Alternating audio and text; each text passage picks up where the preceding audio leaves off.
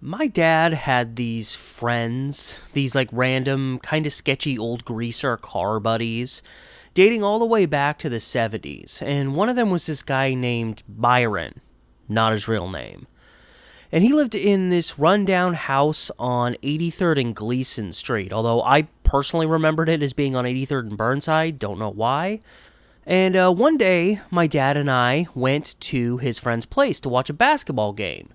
A friend of Byron's was also there. This guy just like glued to his recliner, like his hands firmly gripping the armrests. You could I see the veins in his arms. He looked like he was ready to just erupt in anger at any moment.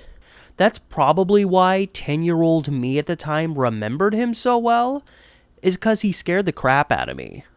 He never said anything. He just sat there in silence the whole game. And then I left with my dad, hoping I'd never see this guy again. And then... Elsewhere tonight, a 4.5-hour hostage ordeal ended with 2 people shot and the gunman surrendering.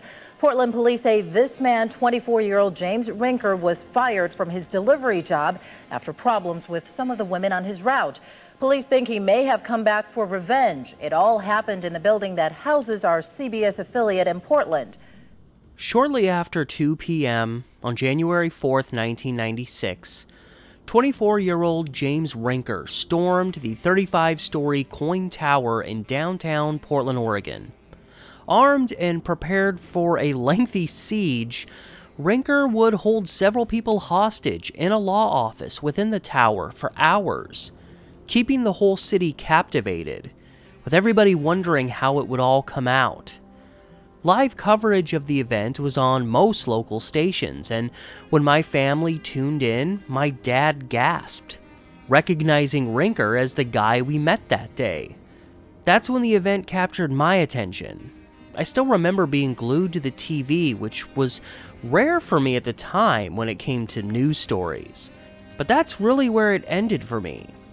Little did I know of the chaos of this event, the fears those involved had faced, some lives changed forever, and the circumstances of its perpetrator. This is the story of the taking of KOIN Tower.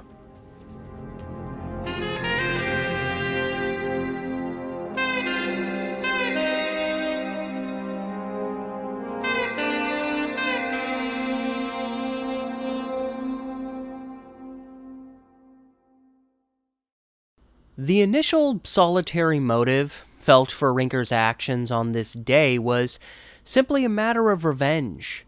Having previously worked as a delivery man for Express-It delivery services, he'd felt disrespected by some women at the KOIN Tower.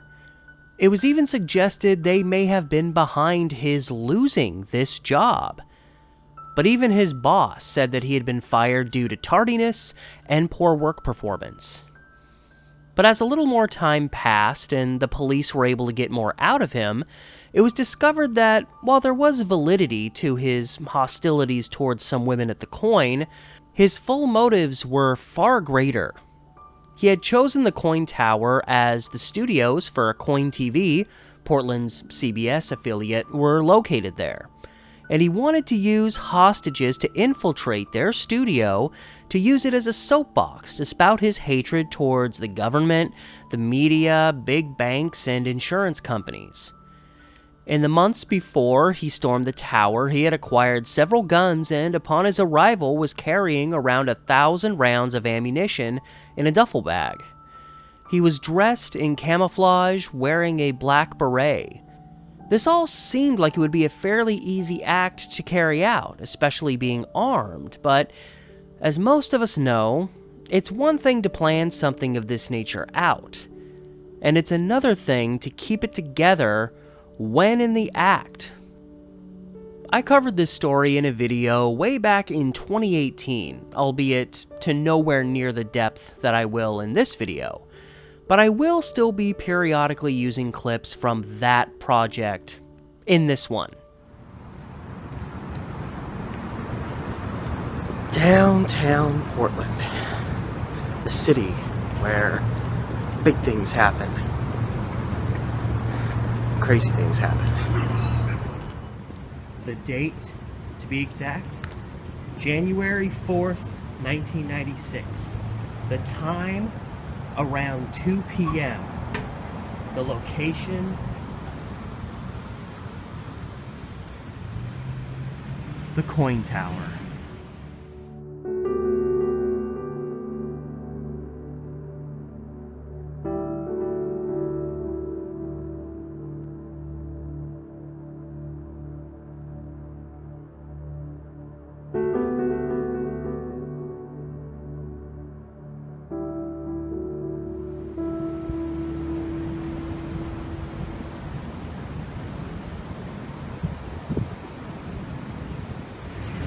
And that brings us, here we are.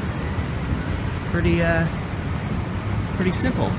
It is closed up today because it is Sunday, but here we are. We have the KOIN. I'm glad there's a sign here so I know I'm in the right place, but here's the parking for the KOIN Tower. And so, here's where the story begins, where this young, angry guy named James Rincker and the KOIN Tower up over there officially came together.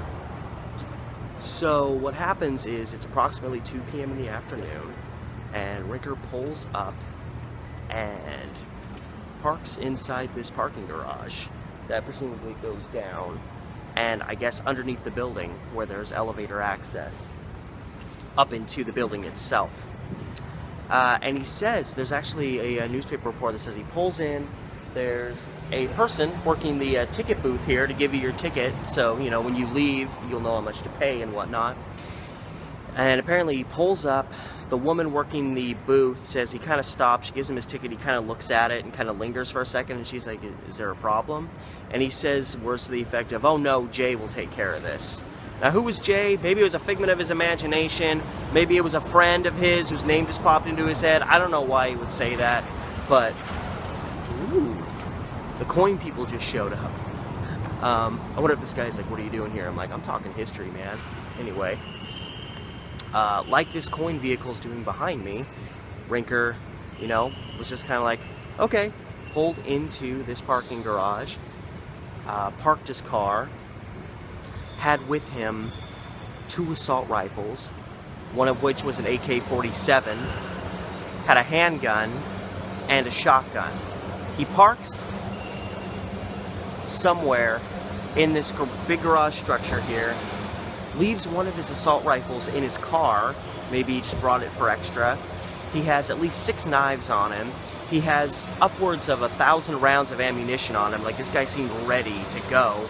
As Rincker would have wrapped around, gone down underground here, and started heading towards the tower here, he actually encountered 2 people.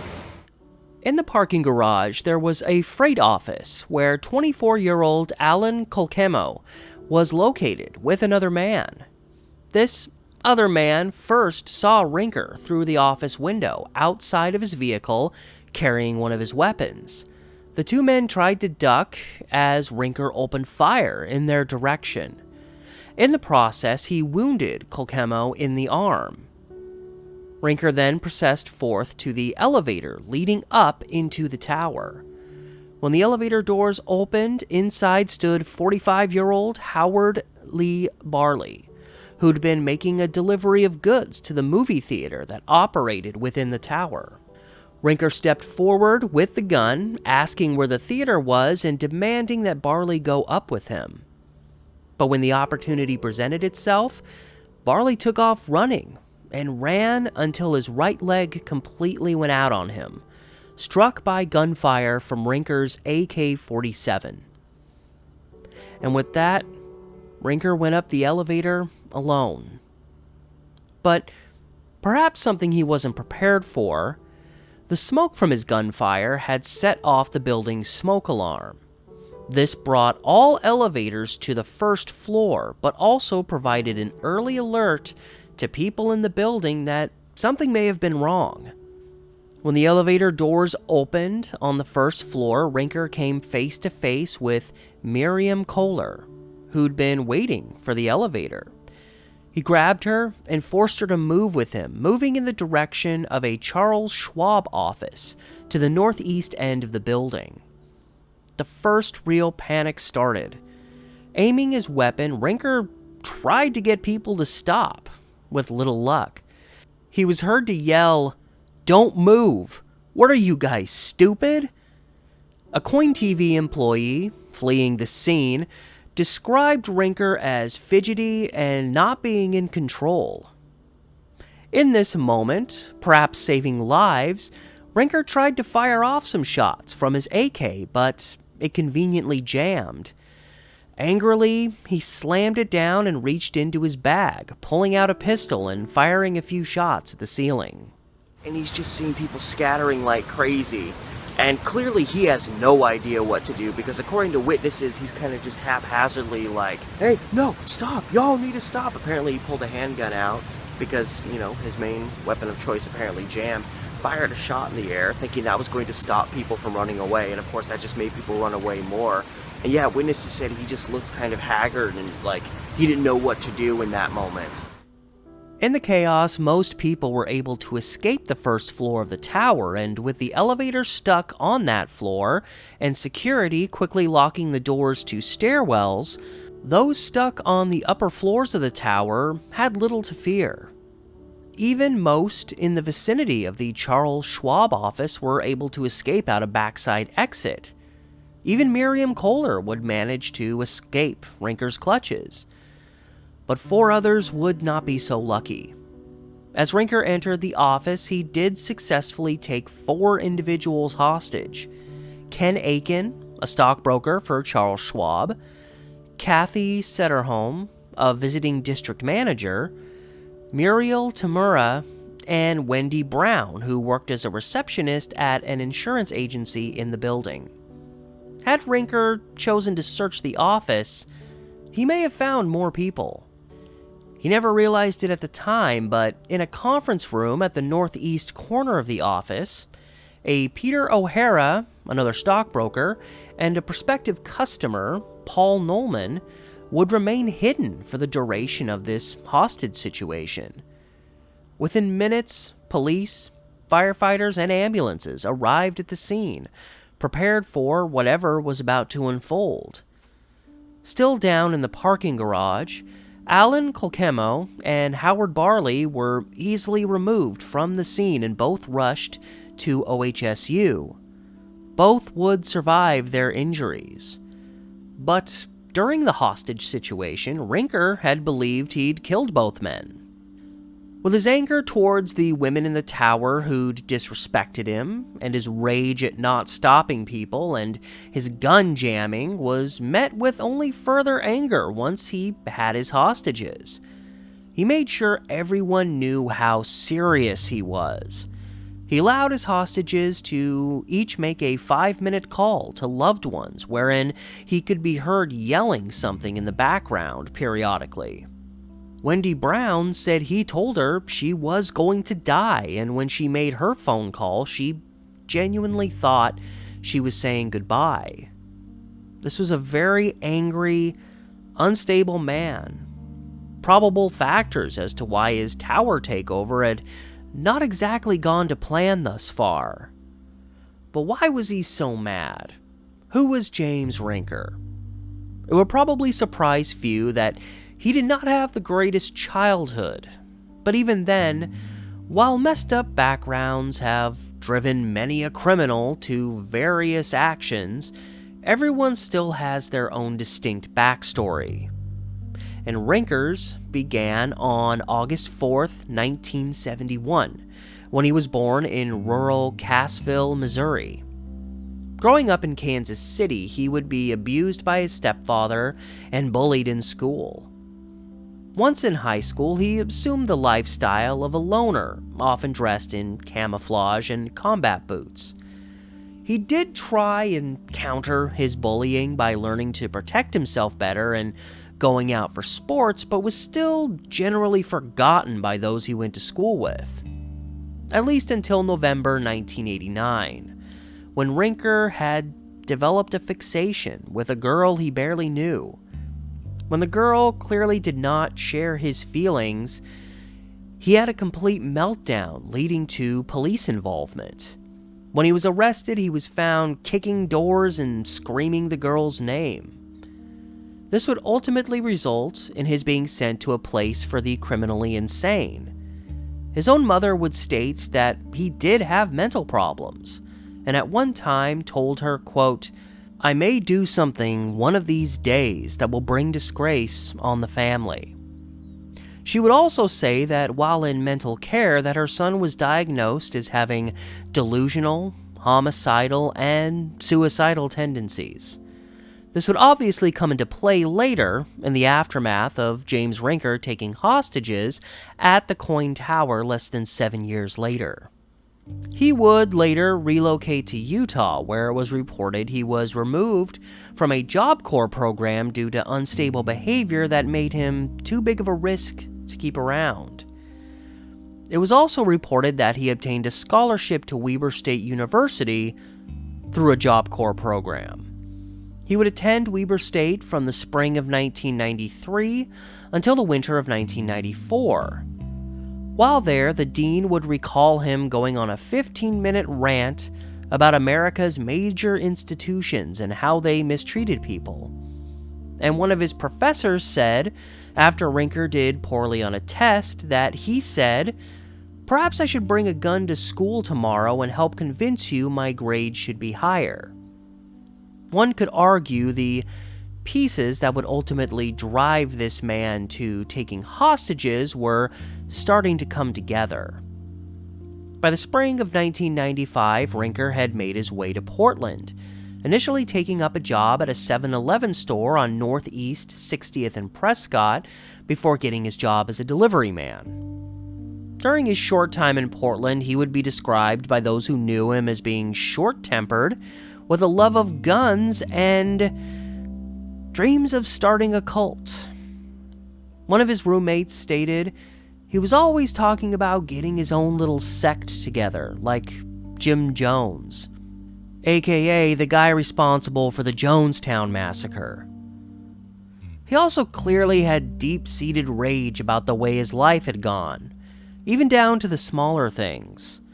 His manager at Express It recalled a time where Rincker had a meltdown and started ranting in the middle of the street after someone broke into his car. He also was clearly angered over not being respected or taken seriously, as he would make the claim that he was a serious person multiple times during the time with his hostages. And even when trying to stop people from fleeing the tower, nobody would stop for him, even as he held a gun in his hand. No respect. Despite the initial claims that he was extremely despondent over losing his delivery job, Rincker had completed a course to become a truck driver since then, which may have yielded him more lucrative work. Despite this, the idea was that Rincker was spiraling downward at this time, culminating in his actions on January 4th. But as law enforcement would find out, this was not his only idea. He was clearly planning to do something big, as he began purchasing his weapons as far back as August 11, 1995. At this time, he purchased the weapon that he would leave in his car for $125. He then purchased his AK-47 on September 1st at a cost of $235. He bought both of these weapons from the same dealer, a dealer who was so troubled by what Rincker used these weapons for that he got out of the gun dealing business altogether. Rincker also presented a concealed weapons permit when he made these purchases, but the county found no records of him applying for or receiving such a permit. Needless to say, this would be another case that brought about the issues of laxed gun laws and mental health. Here was a man who had clearly at least suffered mental health problems, but was easily able to purchase multiple weapons that he would use to take people hostage with. While the question of Rincker's mental stability would be an ongoing one long after the events of KOIN Tower, this also brought about a statistical fact that at the time, in 1996, the city of Portland had more gun dealers than most of America's largest cities, almost double the numbers of dealers in New York City and Boston combined. Lots of places to easily buy deadly weapons. But as far as Rincker's plans, he worked his way up to taking hostages from a botched false police report plan. Struggling and having once attempted to unalive himself, he was shifting to the idea of making the police do that work for him. He initially drove out to Clackamas County, just south of Portland's Multnomah County, where he left his car and called in a fake report that the car had been stolen. He then planned on shooting the responding officer. However, he made the mistake of reporting it from Portland to the Clackamas County Sheriff's Office, and thus he was referred to the Portland police, who told him to go to the city's East Precinct to file a report. He then altered his plan at this point and staked out this precinct on January 3rd, the night before taking hostages. He then planned on sniping an officer when the opportunity presented itself, but he said he never got a clear shot. At this time, East Precinct had been operating out of a National Guard armory near Northeast 33rd and Marine Drive. I note this as, after being unsuccessful at the precinct, Rincker then drove to the city's Inverness Jail, which would have been a short drive east on Marine Drive and just east of Portland International Airport. His plan was then to shoot at a corrections officer there. Once again, to no success. And less than 24 hours later, he would storm the KOIN Tower, which was actually one of 3 places he had considered storming. The other 2 were the U.S. Bancorp Tower, also located in downtown, and the Rose Garden Arena, now the Moda Center. Both locations should have yielded him several possible victims. In the end, he chose KOIN Tower, perhaps motivated to a degree by those women who disrespected him and, of course, the possibility of having a news studio available to him. So from this point, what actually happens, you'd assume people be fleeing, calling the police show up, suddenly we got a hostage situation. And that ultimately ended up being what happened. However, before the police actually got a full comprehension of what was going on, because I'm sure a lot of people fleeing initially thought there was just a fire in the building, when actually their building was being overtaken by a guy who had kind of lost his mind at that moment. And so the afternoon drama unfolds here at the KOIN Center. Everybody, locally, even nationally, are hooked to this story. While locked up in that Charles Schwab office, time was constantly tense with a man who, as his mother would even say, appeared to have a death wish. He made sure to remind everyone more than once that he was not afraid to shoot them.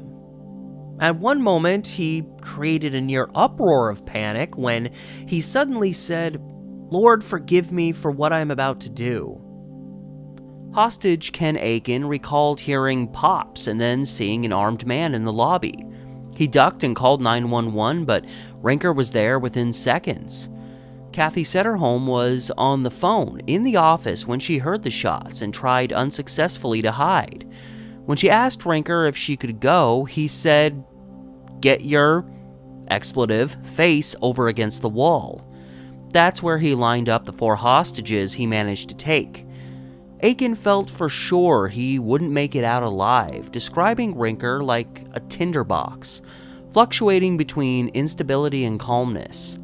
Setterholm saw this as well, stating that, "We learned very quickly to keep our eyes on him, not to make any fast movements, and to do what we were told to do. His emotions would go on a roller coaster." Aiken and Setterholm tried to keep Rincker calm by engaging in small talk with him, asking him about what he liked. Rincker noted his interest in reading the works of Aristotle, Freud, and Nietzsche. He also mentioned that peach was his favorite color and that his favorite food was mandarin duck. When this didn't work, he launched into his hatred of the media and major financial institutions while noting his rage towards his mother, who had allowed her husband to abuse him. Things had obviously not gone according to plan, solidly for Rincker, but that plan was only going to crumble further when it came to having a platform to spout his rhetoric. Stuck on the first floor, risking exchanging gunfire with police outside if he even left the office, Rincker was separated from KOIN's news studio. Funny thing is, it was noted that when he got on the elevator down in the parking garage, he was only steps away from a door that led right into that studio. Regardless, even though they were right in the middle of the biggest story in town, KOIN did not do live coverage of the story, going so far as to not even interrupt their regular programming. They would not begin covering the story until after it was all over, which is not to say they weren't shooting video and taking pictures of whatever they could from inside. In one instance, they had a camera set up right across from the Charles Schwab office. They tried to get other local TV stations to also not cover it live, but of course that didn't happen. In fact, KATU, Portland's ABC affiliate, was the first to start covering the event at 2:22 p.m., about 15 minutes after it had all started, initially using a camera they had mounted on the U.S. KOIN Tower. KOIN's decision to keep their news studio dark during this hostage event killed any remaining hopes James Rincker had of going on live local television to spout his frustrations. And this was the peak of his plan.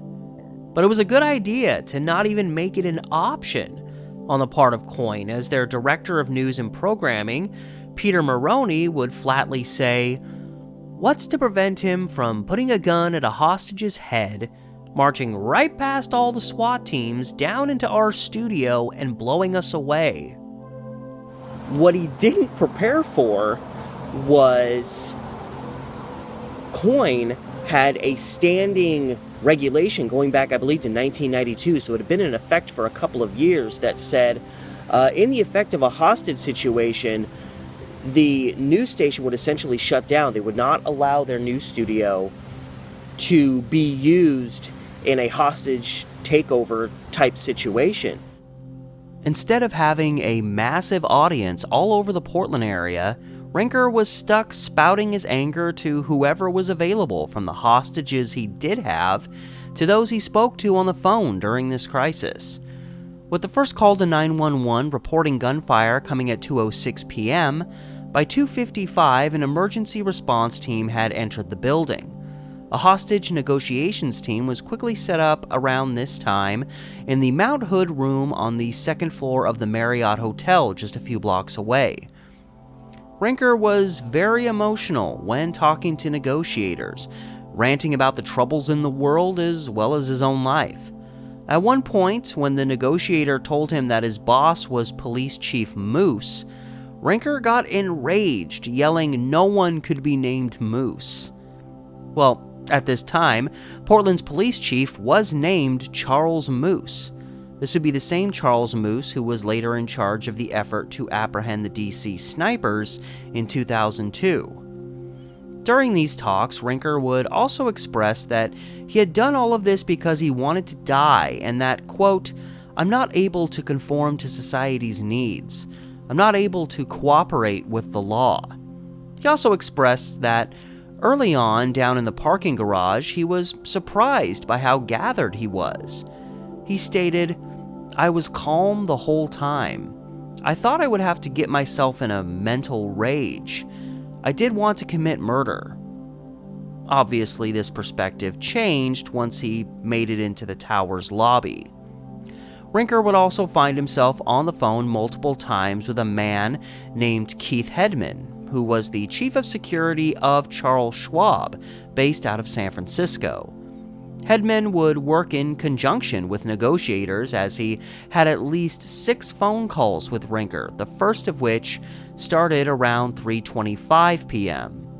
Hedman described Rincker as very agitated as they spoke, even hearing him fire off a few shots in the office as they talked.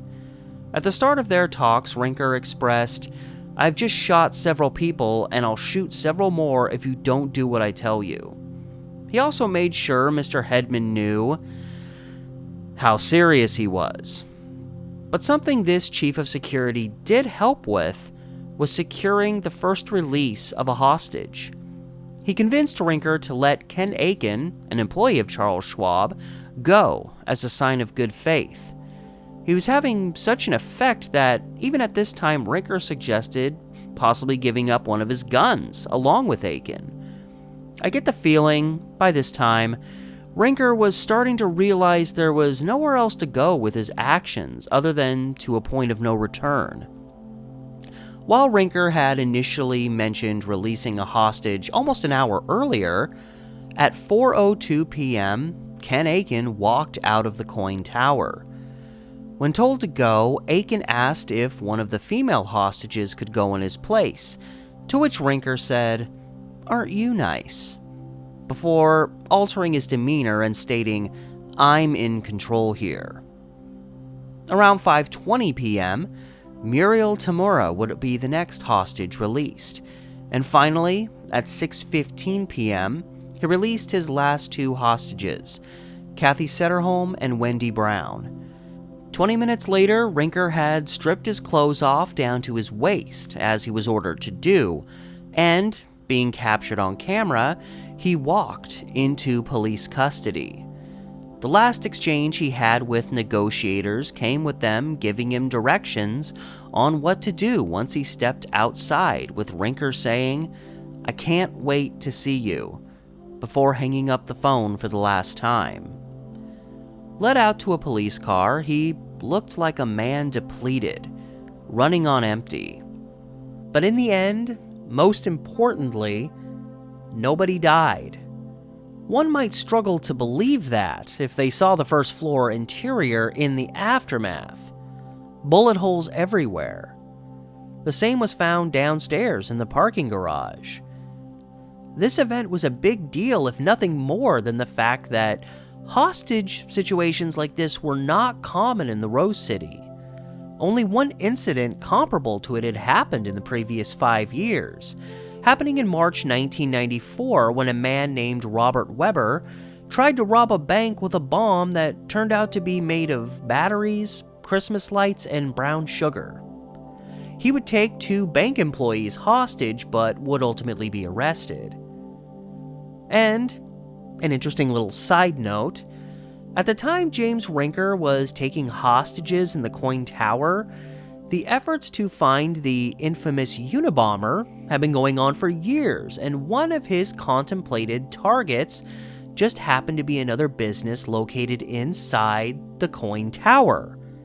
So when the FBI found out some guy had just stormed that very location, they, at least for a few minutes, pondered if this was their man. Yes, for a brief period, that angry guy I met in a dingy rooming house one day in northeast Portland was briefly considered to be the Unabomber. And then, a couple months later, some guy named Ted Kaczynski was finally apprehended for those crimes. Brought up on multiple charges of attempted murder, assault, and kidnapping, Rincker unveiled his complete, quote, master plan, as it was called, under police questioning. According to Rincker, he planned on killing many people, taking many hostages, and ultimately broadcasting his anger rant from the KOIN News studio on Channel 6 for all to see. This was a long planned out act. This is reportedly what Rincker said, but it doesn't fully jibe with what happened.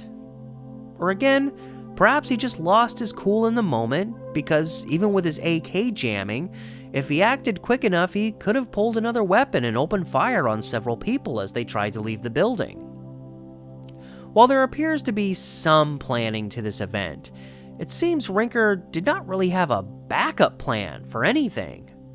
And also, if he was planning out this specific plan for so long, then why was he stalking police officers to shoot literally the day before?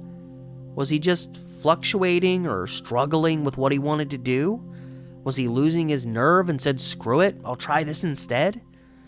There's just some questions to his claims of a long planned out master plan. Not altogether important, as, whatever the case, he failed considerably in his efforts. He would also claim that the reason he wanted to kill a bunch of people was not just for the sake of killing, but so that he would also be guaranteed a death sentence. He was reportedly furious when he learned that the two men he shot in the garage had survived. So once again, his plans for finding death had fluctuated from recently targeting police and forcing retribution on their part, to using the system to convince the state to kill him. He would be indicted by a grand jury on many different charges that Rincker would plead not guilty to. His defense, from the get-go, had the plan of playing the insanity card, which they did have some evidence to back. With a trial forthcoming in September 1996, his defense would firmly push that he was insane at the time of the shooting. And yet, this was a plan that was supposedly plotted out and thought out over a long period of time. He was also described as calm and gathered when he spoke to investigating officers afterward, wherein he explained his actions in detail. Still, his defense tried to use his troubled past to their advantage. Everyone acknowledged he was a troubled person with a troubled past, but that did not mean he wasn't sane, or that he couldn't distinguish between right and wrong. And in the time prior to his trial starting on September 10th, Rincker was hardly a model jail inmate, ending up in solitary confinement at one point. He angrily broke a door latch after a visit with his attorney, and he even at one point tried to incite a riot. More anger and a desire to have power and control, be it starting a cult, taking hostages, or apparently trying to incite a riot. When Rincker's trial did finally begin, even more about his state of mind as well as what he'd hoped to accomplish with this hostage situation came to light, namely a letter he'd written on January 3rd. In it, he described his own perception of himself, as well as explaining his actions with the following. "I am hurting so much inside. This anger swells in me every day. I fear for the safety of the others around me. I need to set the record straight." He then inferred he would likely die from gunfire, although not at his own hand. Clearly, he felt the police would end up probably shooting him after he took hostages. Later in the letter, he wrote, "Tomorrow is January 4, 1996. I will strike against humanity and its pearls of civilization. Within the corridors of my soul lies an angry child, with his fists balled up ready to fight the giants that surround him. This angry child wraps himself in a pitch-black blanket, while hands and whispers penetrate within that secret barrier. Lost in pain, my only recourse is ultimately death. My hope is that I only kill a few people tomorrow. Perhaps I will kill police officers or security guards because I will find it extremely hard to kill non-threatening individuals. But my violence will extend as need be to create the arena for my demise. Police are my main target objectives, but I respect them greatly for their heroism in the line of duty and service to society. I take my hat off to them. I know that a police officer is reading this document right now. Just remember, I did this disgraceful act of violence to end my agonizing misery that was ripping me apart inside." Yeah, another person trying to end their misery by callously taking others with them. We do see a lot of conflict in Rincker's writings. He threatens to kill officers while noting his respect for them. He later said his intent was to shoot many people, but here he says he only hopes to kill a few. And his statement about finding it hard to kill non-threatening individuals may just be the most accurate statement from the whole thing. He had the opportunity, and in the end only shot 2 people, both of whom survived. We can see also a lot of classic criminal manifesto-style ramblings in this letter, including the elevation of one's struggles to a point that it validates violent action, over-the-top metaphorical language, such as being an angry child ready to fight with giants. He respected life, and yet he sought to take life. I see, in James Rincker, a man who desperately needed help that he never received as a child, and he grew up bullied and ignored, and the older he got, the greater the isolation and the greater the anger he had against the world. While he verbally expressed his anger at the power elite, he took his anger out physically on everyday working people. I think he became so enveloped in his anger over the years, without being offered or seeking out help, that he didn't know any other way, and it had swelled up inside of him, as he wrote, to the point that he feared what he might do to others and sought to strike out against humanity to ultimately deal with it. It's not a validation of his actions, not by any means. It's just a way of trying to understand that angry little man who'd scared the hell out of me as a child that one day. I'd encountered plenty of angry people, even by that point in my life, but this guy was on a whole other level. He couldn't control it. Even during the trial, he spent a good portion of it watching from a holding cell because of his frequent agitation and outbursts. Now, perhaps some of that was orchestrated to add to his insanity defense, but considering the guy's past behavior, this was probably just him being him at this point. And like any court effort to establish an insanity defense, the defense had their doctors and the prosecution had theirs. While the doctor for the defense claimed that Rincker was a paranoid schizophrenic, the prosecution's doctor denied this while acknowledging that Rincker did have a personality disorder. But you see, a genuine mental illness might get you off on reasons of insanity, but if you just have a personality disorder, you're still deemed fit to stand trial. Maybe that's where some of Rincker's agitation at trial came from, if he was so intent on getting the death penalty. That would be pretty hard if he was found innocent by reason of insanity. However, months removed from the hostage event, his desires to be taken by the state may have changed as well. The jury would be out for 3 days before finally coming back with a guilty verdict on 14 of what ultimately became 18 charges. The jury noted the primary reason they were out so long was because they were dealing with the mental health aspect, but ultimately decided he was sane enough to know what he was trying to carry out. Rincker showed little emotion in his reaction to being found guilty. In something even the prosecution would call cruel while also calling it necessary, Rincker would be sentenced to 300 years in prison, with a minimum of 77.5 years. At this rate, the earliest James Rincker would be released from prison would be sometime in the spring of 2074. He would be 102 years old by then. Even in issuing a public apology afterward, Rincker still took the time to state, "It's hard to feel remorse in a society where people push you in a corner and keep you there." I get that sentiment, but are you sorry or are you not?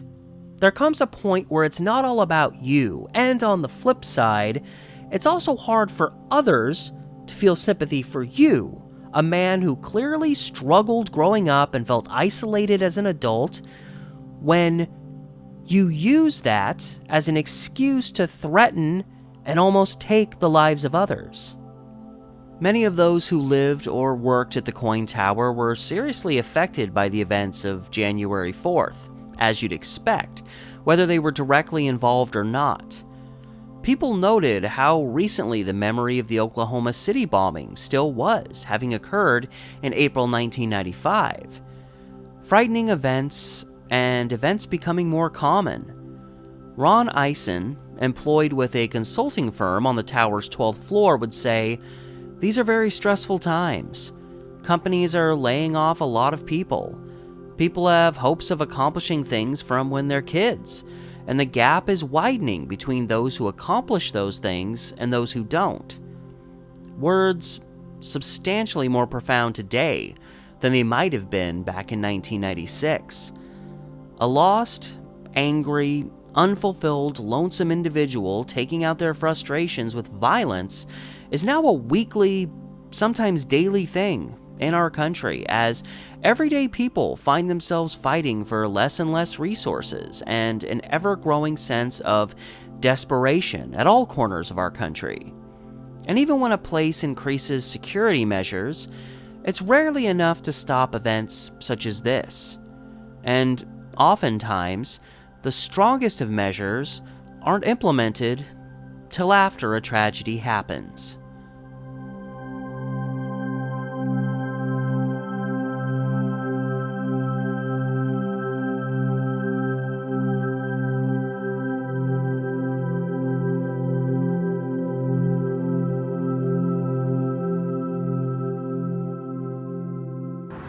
I'm now standing at the intersection of 83rd and Burnside, where northeast and southeast Portland meet.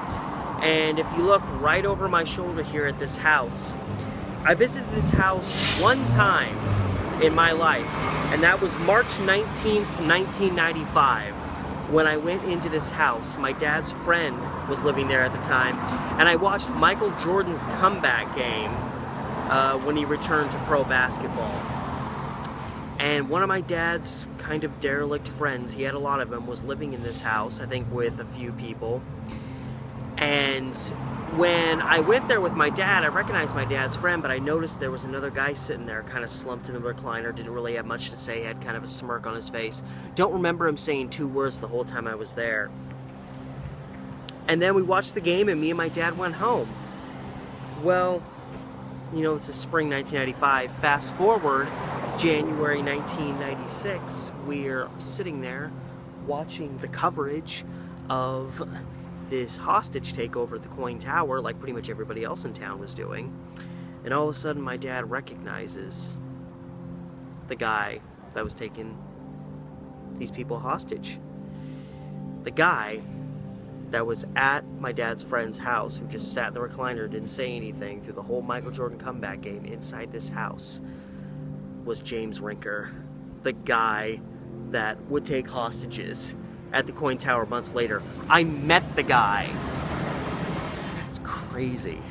The guy made little to no impression on me, but even when I started researching for this video, I saw the mugshot of this guy, and it was like I was 9 years old again, because that's how old I was when I met this guy.